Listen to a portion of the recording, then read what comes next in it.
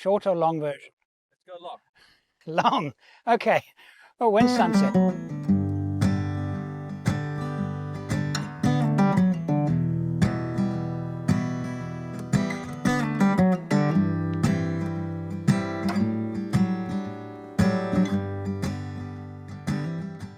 I started four-wheel driving with my dad and I was 12. And he had a Range Rover and I absolutely loved it. And we went to places like Botswana. When we would sign into the south gate of Moremi, when we came back out 5 days later, there was nobody signed in beneath us. That was how few people were actually overlanding. It was, and I was absolutely hooked. So when I had enough money, which was when I was 22, I bought an oldish Range Rover. Had to be a Range Rover, of course. What else? And went and did some amazing expeditions. Met my wife, who was also, she loved this kind of thing. She'd done it with her parents, not quite as adventurous. And she came with me, and the two of us went through Namibia and Botswana in this 1972 Range Rover. If I think back about the things that we did, we must have been crazy, but we were pathfinders. There was one place, for example, whoever had written the directions in the book had not been there.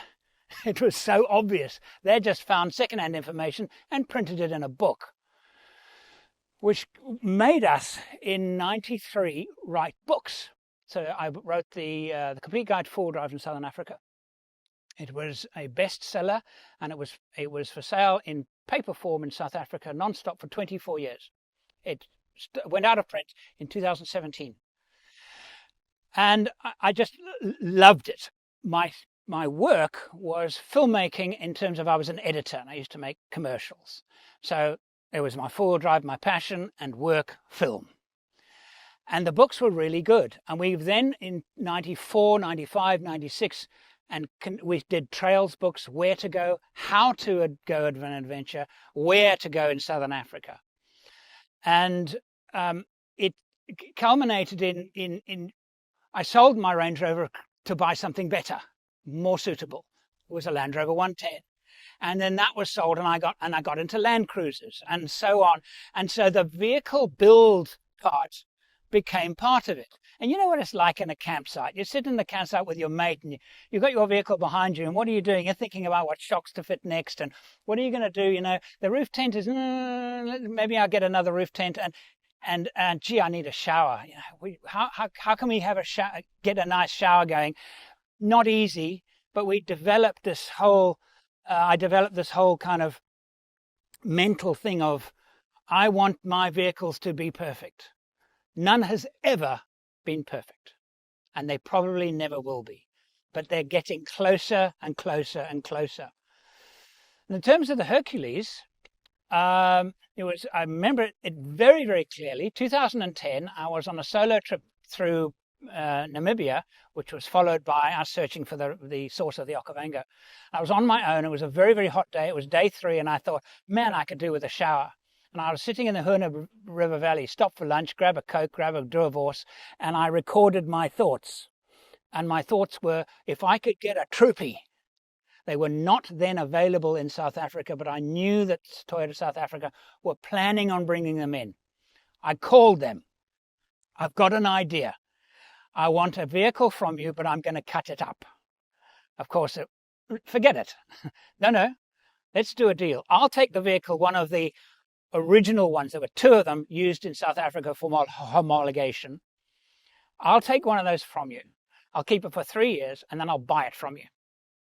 Okay, and you just take the depreciation off and I'll buy whatever the value is left. And they said, okay, it sounds like a good idea. I then went to Alu-Cab to Warwick and said, I want to cut this up. I want to do this. And he said, well, we've had these Germans come in with Peter's something, can't pronounce your word, Fabrik, out of Germany with roof conversions. Now, I'd never seen one. And he said, well, we've been kind of thinking, should we do our own? And when I came along, he said, can we cut your vehicle up? Yeah, sure. Let's make sure we're on the same page, which we did over several months. They came back with some drawings, and the drawings were very close to what the Hercules is now. It's the same basic thing, but it's refined. It's been polished. It's made better.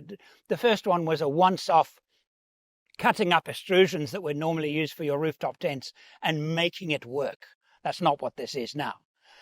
And so the first one, that was done in 2012, and I took it on a trip through the Richtersveld, and it was brilliant. But the shower thing that I first had inspired me to think about the solution was rubbish. It didn't work very well at all.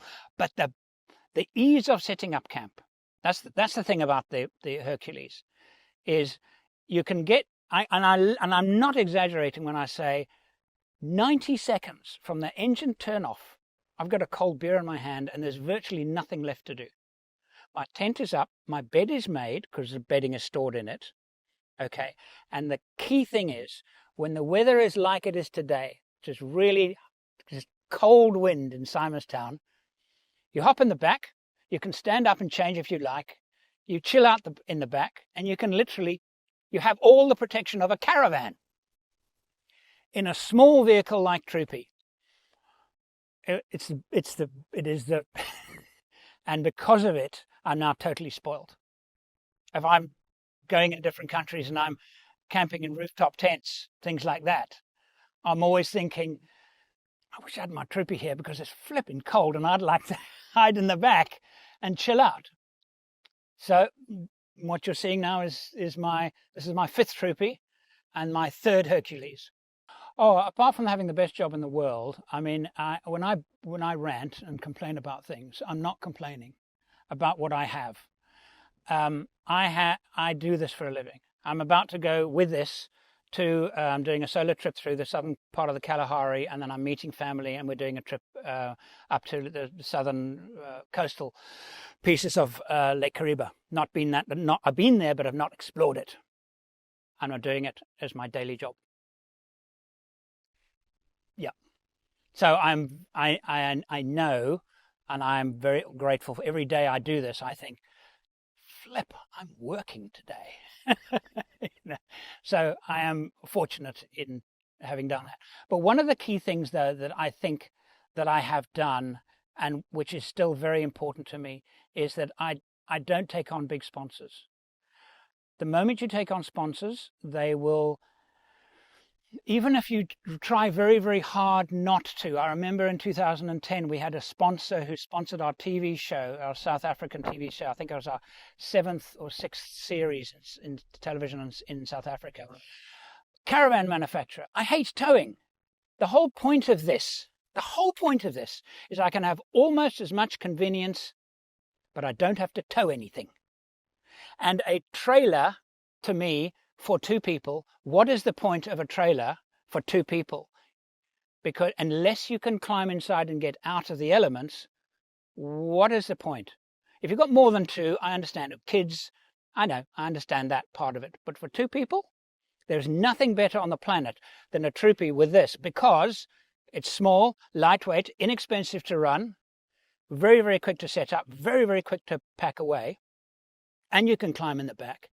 And the whole point about it being quick to set up and it being quick to pack away, it might not be important to a lot of people, but it is very important when you are exploring and you don't have a specific place and a specific deadline, because you can say, you know, if we get into camp at 9 o'clock tonight, not a big deal, because it's 90 seconds and we can get into bed. I've got a little oven here, this little oven. I put some food, pre-made food, in my little oven. I turn it on while I'm driving along and thinking, we're going to be there in about an hour? Yeah, about an hour. Put in dinner. Drive. Okay, we're going to camp here. Look for a camping site. Stop. Open it up, 90 seconds. 30 seconds later, we've got a steaming hot meal out of the oven. It's hassle-free. And that's what I've strived for, hassle-free. Because I actually don't like camping. I just like being in amazing places with no people. I have to put up with the camping, which is ridiculous to say that I don't like camping, but camping for the sake of camping, it's not my thing. I'd rather be comfortable at home. Being in an amazing place and not having to do much effort to set up camp and break up camp, nothing better. Obviously this is in Africa. I live in Western Australia, and I have a troop carrier there. And so, having driven with them so much, wanted one in Africa.